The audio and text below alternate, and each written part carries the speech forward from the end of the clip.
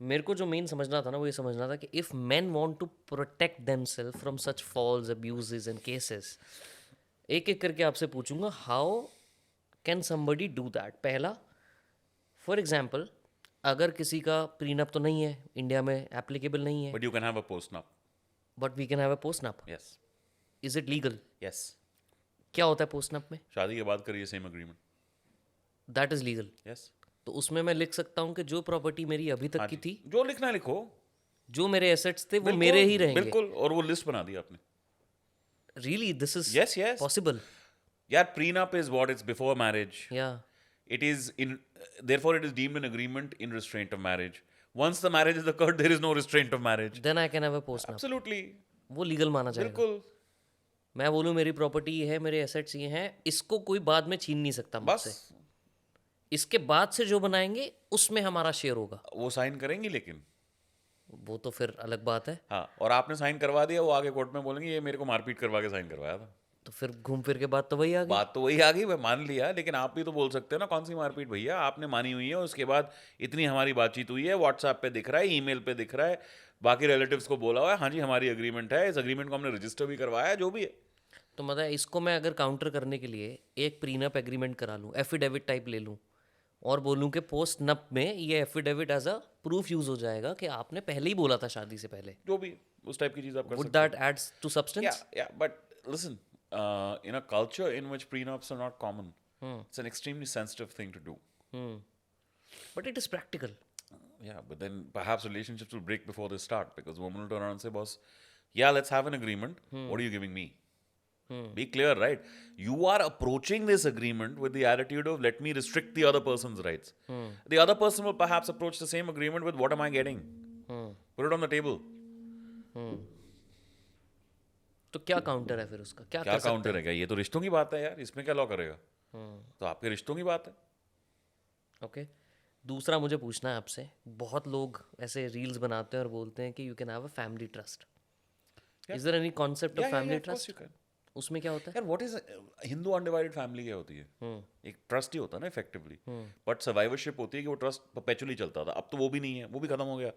जैसे ही कर्ता की डेथ होती है, इफेक्टिवली डीम पार्टीशन हो जाता है। I am just giving you a counter example, like the concept of trust is very common in Hindu law, very common in Indian law. So you can always have a family trust कि सारी property इस trust में जाएगी। इस trust का welfare के rules ये हैं, ये ट्रस्टीज हैं, ये पैसे को एडमिनिस्टर करेंगे। तो अगर मैं एज ए मैन हाँ। अपनी प्रोटेक्शन करना चाहूँ हाँ। अगेंस्ट फेक केसेस, हाँ। तो I can create a trust, हाँ। और उस ट्रस्ट में मैं अपने एसेट्स को लिंक कर दूँ। हाँ, और आप जो आगे फ्यूचर एसेट्स खरीदते हो ट्रस्ट के नाम पे खरीदो। तो बट कोर्ट उस ट्रस्ट को नहीं छेड़ सकता।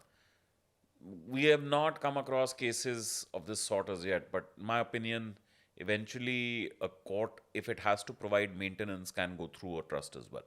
My opinion. But I'm not that has saying there is a never judgment, happened. or I'm not aware of a judgment.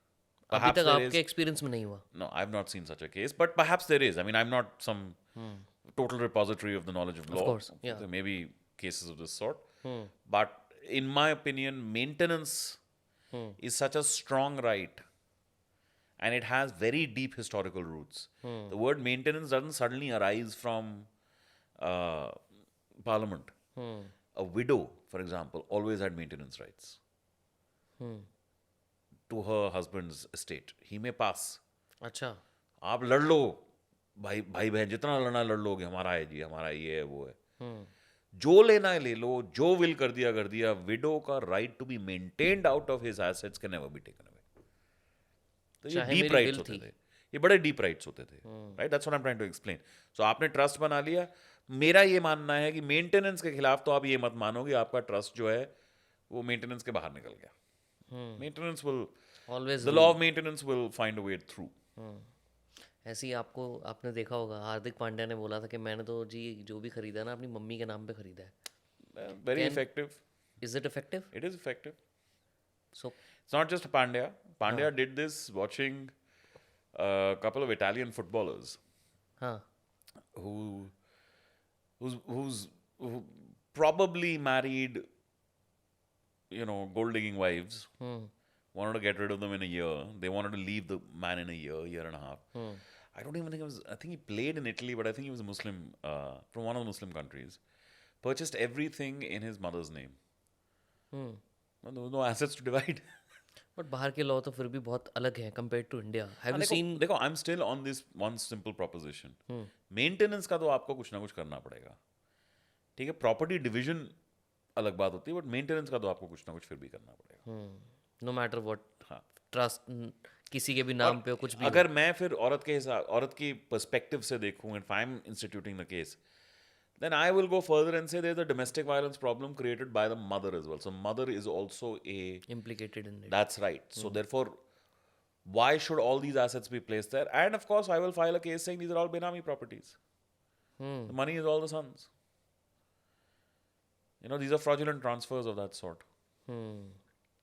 Just to prevent, or just for the foreseeable future के ऐसा करूँगा मैं कल को, तो पहले ही ये सब कर देता हूँ, तो प्री प्लान था ये, तो ये भी किया जा सकता है। बट काफ़ी स्केरी तो है ये, काफ़ी कॉम्प्लेक्स है। Brother, this is a traumatic human event. लोग डिवोर्स तो ऐसे ही बोल देते हैं, मगर यार डिवोर्स तक पहुंचते पहुंचते ना जिंदगी बहुत खराब हो चुकी होती है। चाहे आप कंसेंट से भी जा रहे हो ना, you been through emotional trauma in this, so yeah it is difficult.